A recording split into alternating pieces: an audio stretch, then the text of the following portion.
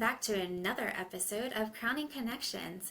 Today we have a very special guest with us, and you are not going to believe her story, and you're going to want to sit tight and listen. She has a lot of information to share with us, so let's get started. She's one of a kind. And Maria, welcome to Crowning Connections. So we thought that to kick things off, we'd let you share a little bit about your journey in pageantry, how you first got involved, because I know that you're also very big into fitness. You've got a lot to share, so we'll just kind of let you take it away. Okay, great. I was introduced to married women's pageants in 1998. I know that was a long time ago. And my husband and I were just perusing through cable at the time, and we stumbled on a pageant called Mrs. America. It was on national TV, it was on the PAX network. And I had never seen anything like it before. These married women going up to the microphone saying, "Hi, I'm Mrs. Virginia, I'm a mom, I'm a wife." And I was like very intrigued by the whole industry. And I'd never done anything like pageantry before, but I was a fitness instructor. So I was very used to being in front of a crowd and addressing an audience. So I thought, I think I'm going to try this. And my husband's encouragement was, enter at the local level, enter at the Mrs. Virginia level. I didn't have a coach. I didn't know what I was doing. This was a long time ago when the internet was basically a news source for pageantry. And I entered Virginia, and I ended up winning and going to Mrs. America in Hawaii. And that was in 1999. And it was on national TV, and it was an amazing experience. And just all the women that I met were driven and beautiful and accomplished. And I came back from Mrs. America back to Virginia, and I thought, ooh, I want to do it again. And I did it again. I went to Vegas for another national pageant, did nothing at that pageant, and then decided, I think I have to step up my wardrobe. And that's when I made like an investment into a really beautiful gown at the time. And I just kept winning after that. I was on just this winning spree. And it's just pageantry's been very good to me. And so, yeah, that's how I got started. And so you've done several of the what most people refer to as the big three. I know I got to watch you do Mrs. International, so that was awesome. So tell us about your most recent venture, though. You have some special ties to this Virginia thing. I do. So last year, I casually said when I turned 60 this year that I would walk across the Mrs. Virginia America stage again, because the Mrs. America system changed their rules. And they said, if you've won in the past, you can come back and compete for the American title. So there's now Mrs. Virginia America and Mrs. Virginia American. And I made the decision to do it very last minute. I had 2 weeks of prep time, and I just pulled everything out of my closet that I had, because I was actually getting ready to compete in an international pageant in August. So I had a new gown, and it had been altered, but everything else was just what I had in the closet that I maybe was thinking about wearing. And so I jumped in, got all my paperwork together, and yeah, I won. And I was like, okay, here we go. And so now you have been Mrs. Virginia America and now Mrs. Virginia American. Only woman in Virginia who has had both of those titles. And I was the oldest woman to ever be crowned on that stage as well. So two barriers that I have broken through. And I've literally been on like this euphoric high since all of this happened, because I'm like, wow, I keep saying it to myself, wow, I pulled that off at 60. Okay, wow. Because literally the woman who crowned me, Bridget, was 30. So she's literally half my age. And it was just super fun because every time I go back to Mrs. Virginia America, I'm always the last, usually the last in the lineup of the crowning photo because I'm the, oldest that's been crowned. And so we did the Mrs. Virginia America crowning photo. And I'm the little caboose, right? I'm the last one crowning because I was in 1999. And then for the Mrs. Virginia American crowning photo, I was the first one because I'm the newest one. So it was kind of cool. And it was great because my grandkids were in the audience cheering me on. That was the best Oh, part. Yeah. That's awesome. And I have to say, you look fabulous for being 60. I wouldn't Oh, even thank you. know. It's I not mean, easy, let me tell you. no, you really do. You really do. So our hats off to you. You know we're going to be cheering big for you when you go out to Vegas. It's in August, right? That you go It compete? is. It's in a month. Yep. It's in a little over a month. Yeah. So it's, I've only had what 2.5 months of prep time for nationals. So it's been somewhat stressful. Just not just that, but just like our lives are kind of stressful because we're real estate investors and we just bought another property. But that's a whole different story. We're just like, throwing stress on ourselves. But I'm super excited to go to Vegas. And I think right now I'm the oldest contestant. And some people are like, shh, don't say that, Maria, don't say that. Because I feel like if I say that, that could be held against me and some sort of light, I guess, because we still have ageism in the world. But I'm actually really proud of myself. So I want to tell everybody. And I've had a few contestants reach out to me and say, I'm in my 50s. I can't wait to meet you. And we're going to be bonding together. So there are some contestants who are in their 50s, which is pretty exciting because that did not happen in 1999. No, I can remember, I started, well, I actually, that's how I met you when I found out about the Mrs. Virginia, and we ended up competing at the same time. But I was reaching out to you about coaching because, like you, I had no idea that was a thing for married women, even back in the early 2000s when I really kind of got started in it. But I just love it. I love it. And it's just been such an honor to watch you at all these different phases of your life and the things that you do because you've also been named a hometown hero here in Richmond. Yeah, that was a couple of years ago for my charitable endeavors. And that was quite an honor because that happens every year. A local law firm, Allen and Allen, they have nominations of people who have done great things in the community, and they name them hometown heroes. And they highlighted us at different events, community events, and I felt very humbled and honored to be in that group with those folks who are named hometown heroes because they have done incredible things in Richmond. So yeah, it's I want people to see that about me before anything else is that I have a kind heart and that I didn't have an easy upbringing and I didn't have everything handed over to me because a lot of people have that misconception about me. They're like, oh, things have always been easy for her. And that is a huge misconception. But now I want to take my energy and just give it back to the community and help people's lives become better. and you use that as fuel, what you went through when you were younger, to do what you do now. And so, I mean, there are several people that are going to look up to you and still continue no matter no matter if they're my age, Jen's age, no matter what. And it's nice to see because I think sometimes in today's society we lose track of being kind and giving back. So for you to do that and then win an award, not that you were trying to win that, I think is just an amazing thing. Thank you. It is. So, Maria, you want to well, we know a lot of pageants, fitness is a big deal, but for I think a lot of us too, especially as we get older. That's something that's also very important to us that we keep our bodies in good shape and we're eating right. And you want to share with us a little bit about all of the years of experience you have with exercise physiology and such. I know you're a teacher, yoga, you do it all, girl. Thank you. Yeah, I've been in the industry for 37 years. I was thinking about it yesterday. 37 years.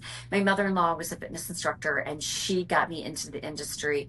And once I was in it and teaching, I mean, you can imagine it's been almost 40 years of teaching what that looks like in the group fitness arena, right? I mean, I remember wearing thong leotards and, biker shorts, and I never wore the headband or I did wear the wide belts. Do you remember those that I you'd wear do. over the thong leotard? I mean, I've been in the industry for a very long time, and with that, our knowledge has changed, and I decided to become more educated because people would ask me questions I couldn't answer. So I went back to VCU and I got a degree in community wellness. And then with that degree, I was able to test for the American College of Sports Medicine exercise physiology certification, which literally was probably the toughest thing I've ever done in my life. And so I use that knowledge, especially now, to impart education on people about how we can age healthfully and strong and avoid becoming frail and weak because we lose muscle and bone mass as we age. So my big push with my platform, Ageless and Audacious, is teaching the importance of strength training and yoga to lengthen the spine for healthy posture. And I find that all ages want to learn about that. We all want to be healthier. So I try to give out, tips daily, weekly on my social media to just help people be stronger and healthier. I think that's amazing, and it also is a testament to the whole aging process. You were saying you are the oldest one you think competing, but you would never know that to look at you in a million years. So obviously you're doing something right, and I just love that you share that with so many other people. I think it's just so important. Thank you. So, what is your favorite thing to do in the exercise realm to get ready for your pageants? Is there something you prefer to Ooh. do more than others? Yeah, I actually don't do anything different because I'm a fitness professional. So I don't do anything different as far as exercise goes. I teach about 4 to 6 classes a week, depending if I pick up classes. I teach yoga. I'm a registered yoga teacher. And then I do a lot of weight training because I have osteopenia, and the heavy weight training reverses bone loss. So that's been my main focus since going through menopause and being diagnosed with that, because I watched my mother become very frail. My grandmother died from a result of a fall, of a broken hip. So I'm very aware of what's happening to my body as I'm aging. So I am weight training several times a week to fatigue. I do teach water fitness as well, just been getting into that and I love it. And I teach step aerobics on Friday to a huge class. We have so much fun, but I don't do anything differently. I still go out 4 or 5 times a week and I walk. We live in a neighborhood, Manchester, on the south side of Richmond. So we border the James River. So I'm out there walking most days of the week, but I am doing that for me.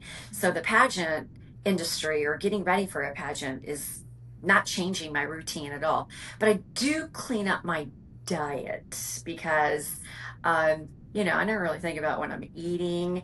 And unfortunately, as you age, that can catch up with you. So I do clean up, I am cleaning up my diet a little bit. Well, as far as it kind of goes back into your platform too. Your age is just an evolution, not a limitation. Can you talk about a time that you personally might have faced age-related stereotypes or limits and how you might have overcome those? I can't really recall ageism so much. I can remark on a vibe I do get when I go in and compete, and it started happening in my 50s. And maybe this is just something that I'm imagining, but I don't think so. I think sometimes people may not have me on their radar once I hit a certain age. Right. And maybe they were thinking, oh, pageantry tends to gear more towards the younger contestants because, in the Mrs. arena, we don't have an age limit. We could be anywhere from 20 to 65, And so I think sometimes the younger contestants, maybe they don't regard me as being somewhat competition. And then, which is kind of actually nice because in the past when I would go in, um, sometimes people wouldn't talk to me because they thought that, I was going to stand in their way of being successful in a competition. And now I'm just kind of like on the sidelines, which I think too, I'm looking at when I go in to compete. I used to get accused of kind of having blinders on and not really talking to everyone that I'm competing with. And I think I was just so focused. And now I'm so relaxed. I go in and I want to meet everyone and I want to know what their stories are. I want to know what their why is. I want to know about their families. And so, not really any ageism per se that I've experienced. Um, Now, if we're talking about sexism, yes, I have experienced that in the past, not in pageantry, obviously, but yeah, in other arenas, definitely sexism, but not necessarily ageism. No, but I see that. I,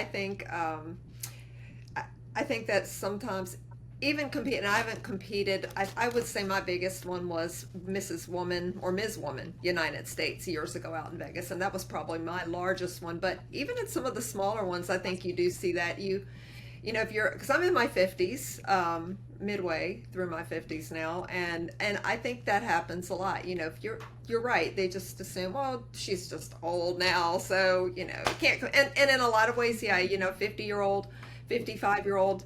It's tough to go in and compete with someone that's maybe 20 or 22 that doesn't have children. It's just a completely different life story. Yeah.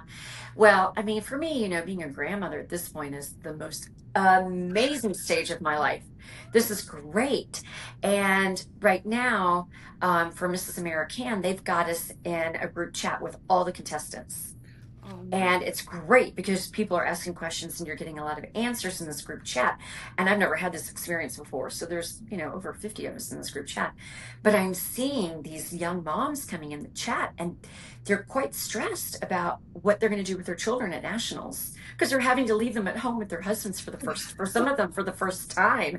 And I'm like, I am so glad I am past that because I remember going through that the first time for Mrs. America, having to fly all the way out to Hawaii, leaving my boys behind with my husband, and the start of the school year was happening at that time. So I'm seeing all that and I'm just like, whoo, done with that. So that's the positive, right? And then, but at 60, I know I'm not going to look like I'm 30. I'm not going to look like I'm 40. And sometimes that kind of brings a little anxiety to me. And then I'm like, you know what? I'm just going to lean into it because I can't change that. I have wrinkles. My skin's not the same as it used to be. I'm just going out and hanging out my gratitude. Absolutely. Just embrace it, right? Yes. There's nothing I can do about it. Yeah. Nope, that's right. That's right. Yeah, I think that's, it's neat to hear you talk about that because I competed for United States and then I competed for America when I was in my 20s early and I had no idea what the heck I was doing, and that also came at a time too when I was having some really bad health issues. Um, so to hear you talk about that and to hear you say, you know what, like you just embrace it is actually really a message I needed to hear even this morning due to something that I saw. So I appreciate that. So thank you. But what is your biggest piece of advice or something that you would say to somebody who might have some issues with body positivity or what they can do that may be better? Are you talking about overall health or body positivity in the pageant world and competing? How about we go with both? Okay. So, what I would say to anyone who's competing who may not feel like they are in pageant shape or that their body's never going to look like the typical pageant girl, I would say the industry has come so far. And like I was saying to Jennifer, in 1999 at Mrs. America, we didn't see anyone over the age of 40 competing. Mm. I don't recall seeing anybody over the age of 40. If they were, I didn't know it. I certainly didn't see anybody in their 50s competing at Mrs. America in 1999. And now at Mrs. America, I think it was last year or the year before, first runner up to Mrs. America was in her 50s. I mean, things have changed a lot in the industry. And I feel like we are more accepting of, well, you've got Miss USA who changed their age requirements and their marital status requirements, and even accepting transgender women into competing. So we're starting to see that pageantry is becoming more inclusive. So I would say don't let your body hold you back from doing something that you may love to do. The big thing is confidence. Get out there, know how to model.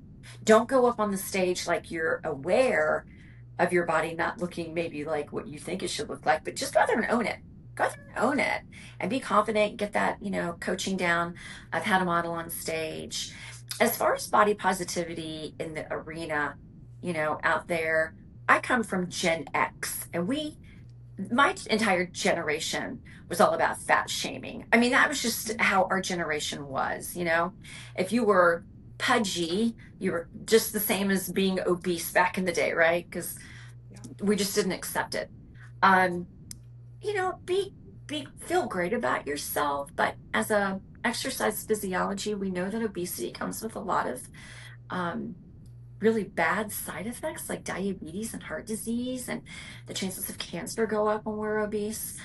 Just be working on bettering yourself so that you can be healthy, because you can be overweight and healthy, Mm. and you can be skinny and unhealthy.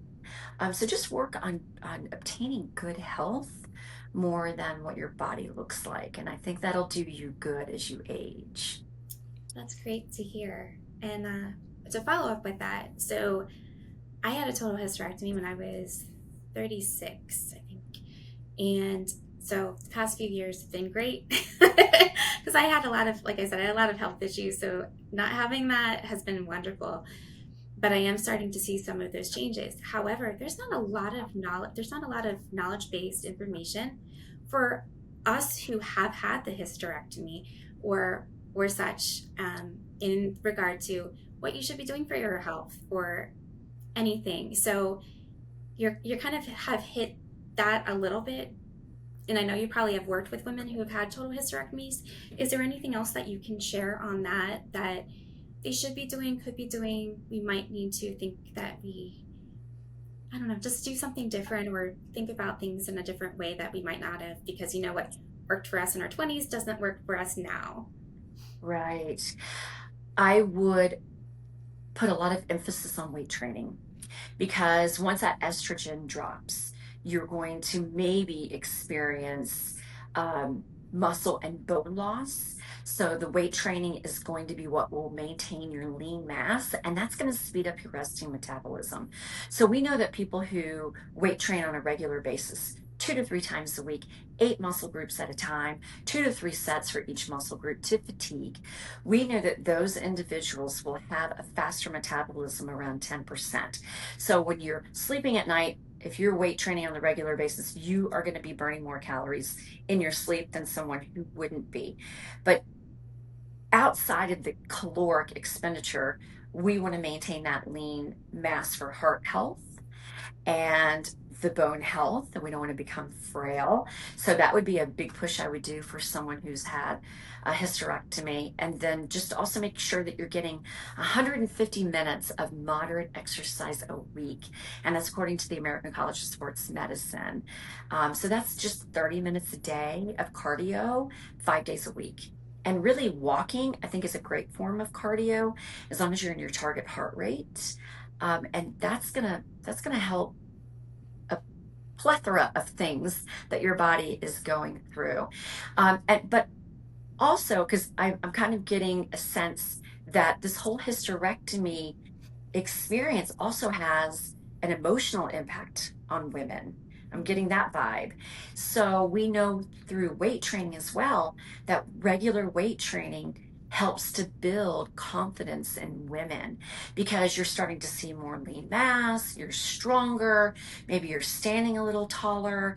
So, the whole weight training practice is going to help you in I think, a lot of areas of health. I think that's good to hear. And I know Jen and I, we constantly text back and forth. We're like, We what are you do. doing? Have you exercised today?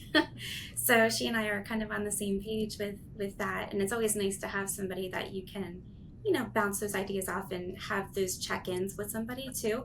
And I think that does go a long way as well. Absolutely. Absolutely. And telemetry too. If you have a Fitbit or you have an Apple Watch, we know through, there's been lots of research with telemetry and people sticking to an exercise program, and make sure you're getting your steps in. And you can, I don't know if you have an Apple Watch, but if you guys had Apple Watches, you could share your activity for the day, so you could check in with each other, like, hey, did you close all of your rings today? Did you get your steps? And you can go on and literally see what Jen is doing, Hmm. and encourage each other that way as well. I love technology. I love it, especially when it comes to heart rate. I want to see, if I'm in my training zone and how quickly I'm coming out of my training zone. So try that as well. Make it a little competition. That sounds like a good plan. And another question I have for you is during when the world shut down during COVID, what did you see change in the way people were doing exercises? How were you able to? Because you sound like you're very much a people person, and probably not being able to be in front of your groups probably did something too. Yeah. Probably diminished your how you normally like to live and the joy that you normally get from exercising and being. Gosh, yes, yes. You're very intuitive. So what we saw were people doing things like Peloton, right? Like the bike and the treadmill.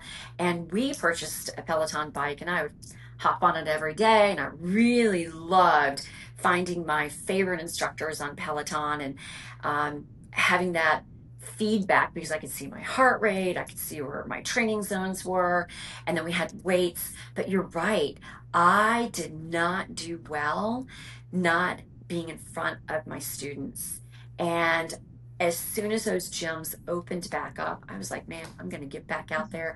I'm going to teach. Because unfortunately, with a degree in community wellness, when COVID came through, I was exceptionally aware of how disease spreads, because that's my whole background.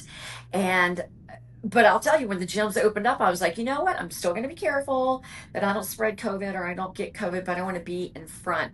And when we went back to the gyms, we had little stickers on the floor, and you had to stand like 15 feet or 10 feet away from each other. I don't know if your gyms had that. And then the instructor had to be like up on the stage, and we couldn't go down and go around everyone. But yeah, it was not good for my mental health. For sure. I had to have that. And we have a home down in Naples, Florida, and we live half the year down in Naples. And even when I'm down there, I teach at country clubs, and I teach at a gym. I ride my bike to a little local gym, and I teach silver sneakers and yoga, because I even have to have it on vacation. I've got to have that connection with community. That's Go ahead, Jen. Well, I was just, she's just such an inspiration. I mean, it doesn't matter where you go or where you're at. You are always touching lives, and you are making an impact, and I appreciate that so much, Maria. Thank you. Thank you. That means a lot. Thank you. It's funny, Lindy, you were talking about the hysterectomy. I also had a total hysterectomy. I did not realize the correlation between those and, potential loss of bone and, lean muscle mass as you age. But interestingly enough, like and Maria, you know this because I have reached out to you many times about, hey, what can I do for my knee? Do you have any suggestions? And sure enough, I'm getting ready to go through a revision on my Mhm. replacement, my partial replacement from 3 years ago. But yeah, it makes me wonder, hey, was the lack of estrogen and then the hysterectomy, is that directly related? Because I also have osteopenia.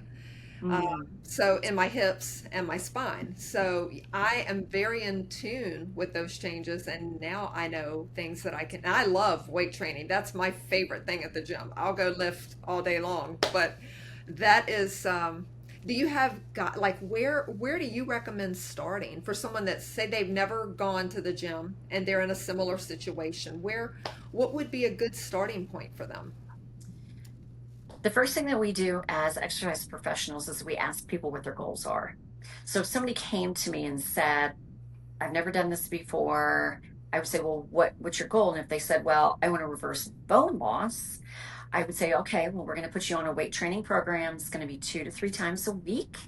We're going to, well, if they had bone loss in their hips, I would be focusing immediately on leg extensions, leg presses, hip abduction, hip adduction, um, hip extension to build the bone and the muscle around the hips. And it takes a while. It takes about 6 weeks to grow new bone. And it really takes, in my opinion, a full year to really starting to see physical changes. But there are changes going on. It's going to be slow and steady. And that would be the first thing that I would put someone on, and make sure they're doing some type of impact exercise as well. And that's why I love running. I think running is such a great low impact form of exercise. It's not over complicated. You just really need a good pair of shoes. And if you live in a neighborhood like I do, where we have miles and miles of trails, you can go out there and get that walk done and have beautiful scenery around you. So I would put someone on a weight training program. But if they came to me and said that they had never exercised before and they were looking to weight train, I would set them up with a really knowledgeable personal trainer who knows all about reversing bone loss, because I would want them to have really great form so that they wouldn't get injured and they would be more successful. Right. And I think I think you also alluded to, changes take place, but it takes a while for change to take place. And I think in our society, we're so used to this instant gratification that it's very difficult and very hard for people to stick to a plan, let alone for a year to see results. And so I think, people need to be real with that. And so their expectations, they need to understand, it needs to be mapped out for them, and they need to see it in real time that we're going to start here. So hopefully by this time next year, this is where you're going to be. Right, right. And you'll see changes. I mean, if you're starting to exercise on a regular basis and you never did it before, you will see changes pretty suddenly if you're not out eating your exercise program. But when it comes to weight training, I just think that for some people, they may not feel like they're seeing like this, massive amount of muscle growth right away. It just takes a long time. And if you can continue to weight train and you're seeing gradual increments of strength happening, like maybe you're putting that little half plate on the stack of plates, or maybe you're taking the pin out and doing one more plate, you're getting muscle growth. So let that inspire you as well. Like, I love that. I love knowing that I'm strong. That to me is everything. Because when I go down to Naples, I am around a lot of the elderly, because people go down there to retire. I want to say elderly, like, people in their late 70s, 80s, maybe 90s, and they become frail. And like I was saying earlier, when you become frail, the odds of you falling are greater, and the odds of you falling and dying from that fall become pretty significant. So if you can continue to weight train, hopefully you can prevent that, or at least kick the can down the road. So that's my why of why I'm weight training. I'm like, man, I just want to stay strong as I age. It's no longer about how I look. Well, you look great anyway. So even if you say that, you look fabulous. But there's also that correlation between what you're doing for exercise as well as your diet. Is there something like a plan that you typically follow for diet as well that people should consider? Is there something you do differently also when you are getting ready for the pageant? So you might not be eating, cheat meals as often or anything like that. Yeah. Well, I have Hashimoto's and I have another autoimmune, and I'm very impacted by gluten. So I don't eat anything really with gluten. And once you eliminate gluten, I know there are gluten-free foods out there, but I don't really eat, like pasta. I did have some gluten-free pasta last night. It was amazing, but that's very rare. I don't eat cookies or cake. Um, getting ready for this pageant, yeah, I'm cleaning up my diet a bit. And I don't drink any sugary drinks. Drink a lot of water. But I make sure I get my protein. I don't overeat protein because that can be problematic as well. But I do make sure that each meal has protein, and I want to make sure I'm eating my complex carbohydrates like fresh vegetables and fruits. My favorite little snack is those little clementines. Mhm. I have them in my drawer all the time in the fridge. Yeah, so that's my favorite little snack. I grab that. Make sure that I'm making sure that I'm eating nuts. The Brazilian nuts are really great for people who have Hashimoto's. So yeah, my diet is not bad. But every once in a while, I love a good hamburger. I think we all do. Yes. Speaking of water.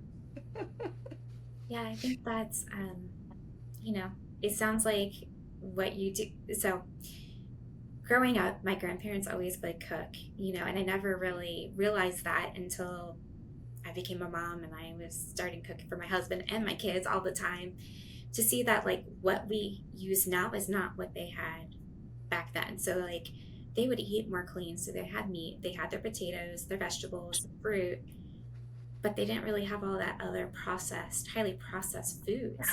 And Right. so there is a slow shift that I am seeing that we're going back to that, but it's a long way off from what it used to be. So like I think finding the balance, because pretty much everything you eat anymore is processed. So have to balance that, I think, and that can be it can be a good experience, but it also can be challenging at times. And again, that's where some people don't have that instant gratification. They just want to give it up. And they have to realize that you have to keep on going to, achieve the goals that they have set for themselves.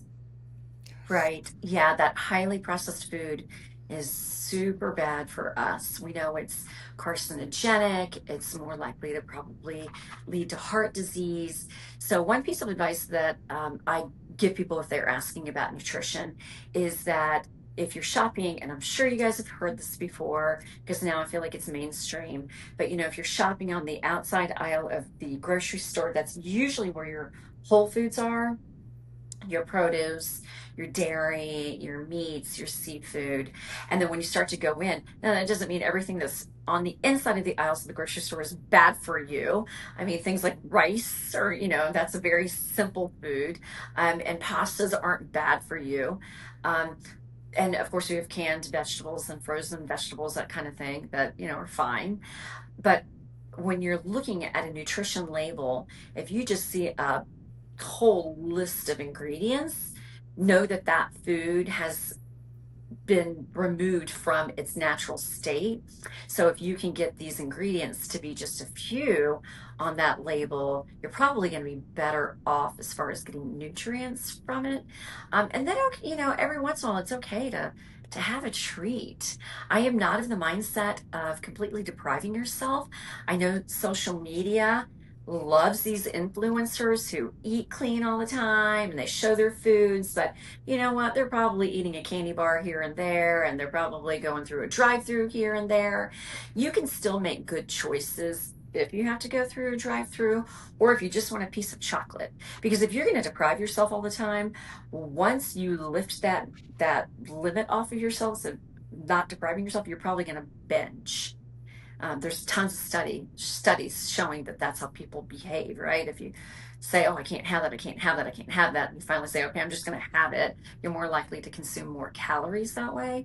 So I think in moderation is what we need to be looking at. But I know that that's not sexy for TV shows and social media, right? Moderation's so boring. But yeah, if you can try to eat 80% of the time, foods that have more nutrients, you're going to be doing pretty well compared to what's going on out there with the average public. Yeah. So, what is your favorite cheap food or, dessert that you like to splurge on occasionally? Yeah, I'm not a huge dessert person. I mean, I'm gonna go back to a good old cheeseburger. I've that's pretty good. They Sounds like you are. might be kind of craving one right now, too. I know, and I just had one a couple of days ago. I think I'm still thinking about it. It left an impact, a lasting impact. Right?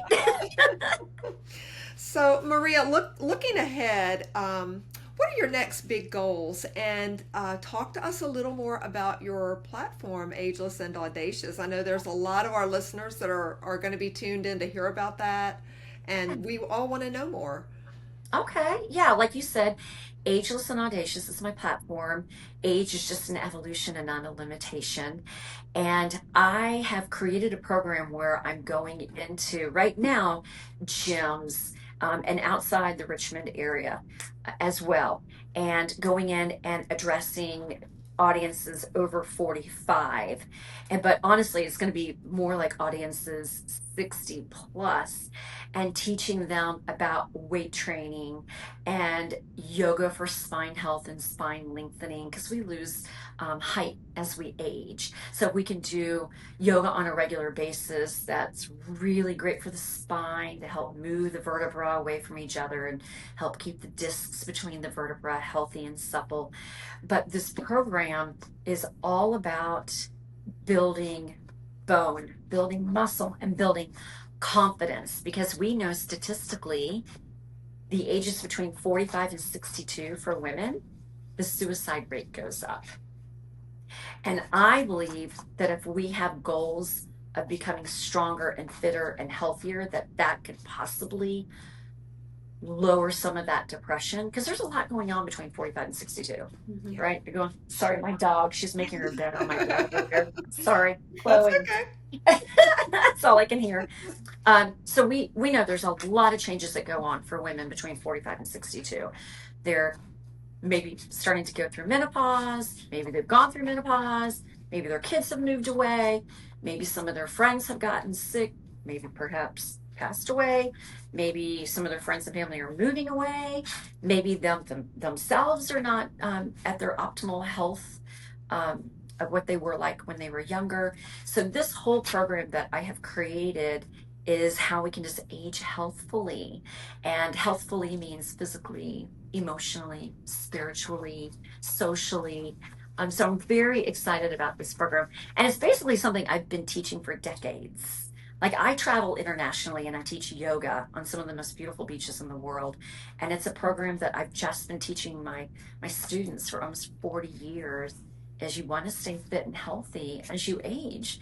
Because we can't be like, remember our grandmothers or our great grandmothers who sat in a rocking chair and maybe knitted some booties. Sitting is not good for us as we age. So this program, my eventual goal would be TED Talks. My eventual goal, I'm working right now on getting on local TV, would be to take it to another level, because let's face it, at 60, society doesn't always look at us and say, oh, well, isn't she, still viable? No, society just kind of wants to sweep us women past 50 under the rug. And I'm here to say, you're not sweeping me anywhere. I love that. I love it. I do too, and I think that like just listening to you talk, like you can tell how joyful you are. You can see it in your face. You can see it, as I tell my kids all the time. Joy comes from the tops of your head to the tips of your toes. Like it's the whole thing, and you do emulate that. You do express that, and it's really refreshing to see. So I do want to say thank you for that too, because I think it's great to hear what everything and all the knowledge that you have shared with us and our listeners so far. But I do have a question for you about, there's this correlation with, like modern medicine. And so this is when I was younger, I was told everything, like all my blood work will always come back. It looks fine. It looks fine. It looks fine. I'm like, why do I feel like this nonstop? So then I went the non-traditional route of going to talk to a functional medicine person. And I got some supplements, and they actually made some of the biggest difference in my health overall. Are there things that you've seen that you've done that way, or things like certain things that you try to take more often than not, or things that you might advise your clients or anything to say, hey, you might want to try that. That might be good for you. Right. Well, I make sure I am an exercise physiologist. I'm also a nutritional consultant, yoga teacher, have, community wellness degree, but I am not a registered dietitian. So I am very careful that I don't step over that boundary. Unfortunately, I'm not a trainer. I was in the past, but sometimes trainers, they do not understand that they should not be giving out diet advice. So I'm very aware of that. I would recommend that everybody take a multivitamin, because we may not be eating all the getting all the nutrients that we need. For me personally, I take CoQ10. That has helped to lower my cholesterol. I have high cholesterol. And I take vitamin D. That's to help my bones. And I mean, that's basically it. But I think it's great to go to a functional health doctor and have them test your levels. And if they made you feel better, that's great. So stick with that route. I just don't want to be taking vitamins all day long. I understand that. And I know Jen used to take, or she found a company that had like this water that was like amazing, tasted amazing, was fabulous, and that also I think helped her. You know, it helped when her dad was going through some things as well, because I think it was pretty pure in its form, and it Yes. wasn't. Again, it wasn't processed water. No, It's funny to it's think about that, but it's true. You know, it water is. does have to get processed. Do you want to talk about that at all, Jen? About how Yeah. you? Yeah, I don't know if you have heard of it, Maria, but it's called Cocoon, but it's Kaqun. And we actually, most people know now, my dad passed 2 years ago, yesterday, So, to ocular melanoma that had metastasized to his liver. And so we were just desperate for, because it's a very rare eye cancer, and to be honest, we had never heard of it. We didn't even know that it existed. And so, you go in and you get the news, oh, well, there's not really anything we can do. There's no cure. There's not really many viable treatment options. He did go through a couple of treatments, but he ended up a lot more sick than he was. So we were looking for, alternatives, and healthy things that he could try. And Jamie came across, you're probably familiar with Brad Lee, who does, he's a podcaster. He's got a pretty big following on YouTube. And he had Dr. Robert Lyons and his daughter on. And Dr. Lyons is from Hungary. And there's a natural spring there, and that's where this water comes from. And there's a lot of the people that have consumed it. You can even bathe in it. Hey, when you go to Vegas, there's a spa. There's a Cocoon Spa in Vegas. It's health and wellness. But it's highly oxygenated, which of course all of our cells need. And so we decided, why not? It's not going to hurt anything. It's not chemo. That's not an option for us at this point. And so we gave it a shot. And I watched my dad go from looking gray and barely being able to move to, within about 20 to 30 minutes, it's almost like he came to life. He popped right up out of the chair, and he started making plans to go to Vegas with us. And unfortunately, it didn't happen.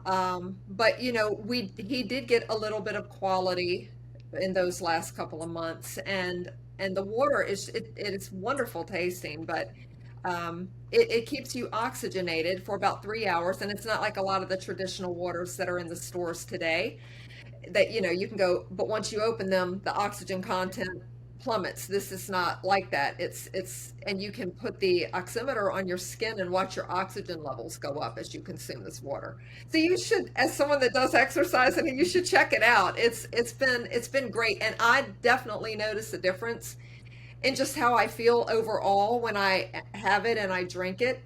It's not cheap, but most things that are good for us are not. It's the Totally. cheap things that are easy to obtain, but they're not great for us. How do But you get it? Is it online? You ordered online? you do. It's Cocoon. And there's actually a doctor in Clearwater, Florida, that also runs Body Health, that he has it, but you can purchase it through the Las Vegas spa, and they'll ship it right to you. I think even Amazon has it now. It's crazy, but it's starting. They had a lot of hurdles to go through to get it into the country because, of course, big pharma, it's not advantageous for us to have things that are naturally going to help us. So, yeah, check it out. I Sounds like can't I need say to go to that spa in Vegas. Girl, you do. And do some research on it, because his daughter you can bathe in this stuff. I mean, they have cocoon water baths at the Vegas spa, and of course back in Hungary. But she was diagnosed with stage 4 pancreatic cancer when she was, I believe, 19. She gives her story on Bradley's podcast, and she's cancer free today, and is married and has children. And there's other breast cancer survivors that have testimonies to this. They never claim it's like some miracle thing. They're like, it's just really science. It's giving your cells the oxygen. You cannot have oxygen and cancer in the same cell. So they were like, just drink it, try it. The worst case scenario is it's going to help you feel better, and it definitely does that. I wish we had found it sooner for my dad. I really do. I feel like it really could have made a difference for him. But by the time, we came across it, he was so sick, he wasn't keeping anything down, and, was having feeding tubes and all. So, yeah. Well, thank you, Lindy. Yeah, so I think, there's always opportunities to learn from one another. I know that I learned a lot from you today, so thank you for that. I think our listeners are going to learn a lot as well. And I look forward to seeing you, on stage, and I just following you and seeing your joy, just, how much you can touch everybody else that you come in contact with, and how your energy can rub off on us so that we can continue to be, help others as well. Yes, we can't thank you enough. We know we've held you for a while today, but you're just such a plethora of information for us.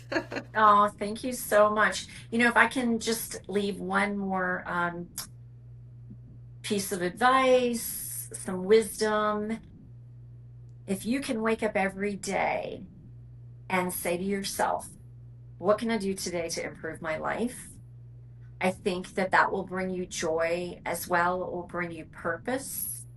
And it doesn't have to be anything major that you do on a daily basis. It could be small little bite-sized goals. It could be, today I'm going to walk for 30 minutes. Today I will do some breath work if I'm feeling anxiety. As a yoga teacher, I'm, very much practicing the breath work. Today I could be kinder to someone, and then the energy they send back to me hopefully will be kindness as well, and that will make me feel better. So I try to do something every day that I know is benefiting my life in a positive way. So I think if we could all move in that direction, the world would be a better place. Right now we have a lot of individualism in our country. Worldwide, it's all about me, but we're not alone in this world. We are all feeding off of each other, and we're here to be kind and to help each other. So it starts with us being kind to ourselves first. And as we age, you need to be exceptionally kind to the woman in the mirror. Start with the woman in the mirror and tell her she's amazing, and you're proud of that woman, because we can be very rough on ourselves. So just try to make, small improvements every day. And I think that'll bring you a lot of joy as well. You're so true. Thank you so much. Thank you. Welcome. I think that this is going to be such a help to so many of our viewers. They're going to get so much from this episode. And again, we just cannot thank you for giving up an hour of your time today to come and share with us. Please know, when you leave for Vegas next month, you've got us cheering you on. Fingers crossed. I know you're going to be fabulous. So we are just excited to watch, and we will be cheering you on from home. Thank you so much. We'll also make sure that we drop your social media handles and everything as well, so our listeners can follow that and follow you continue to follow you on your journey as well. Yeah, Facebook is Maria Beall, and then Instagram is Maria Loves Pageants. So I would love a follow. That would be great. Yeah. Absolutely. Well, thank you so much, Maria, for being here. Thank you. We appreciate you, and we hope to have you on again, maybe after you go out and take care of this pageant business in Vegas. Let's do it. Oh, thank you guys. Thanks for tuning in to Crowning Connections today, everyone. And we will look forward to seeing you on our next podcast because you don't know who's coming yet. It's going to be a surprise, but we're excited. And thank you again. See you next time.